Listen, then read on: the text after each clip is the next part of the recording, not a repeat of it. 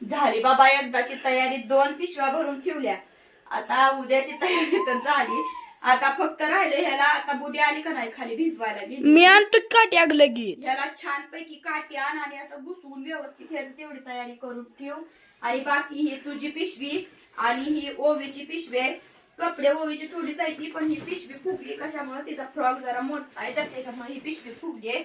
बाकी सगळं तर व्यवस्थित ठेवलेलं आहे.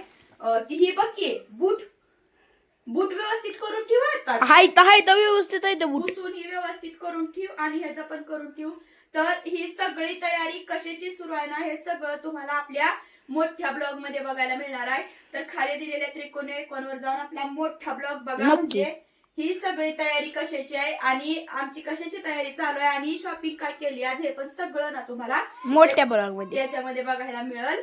तर मोठा ब्लॉग बघा, म्हणजे आमची ही सगळी तयारी तुम्हाला तिथं बघायला मिळेल. चला.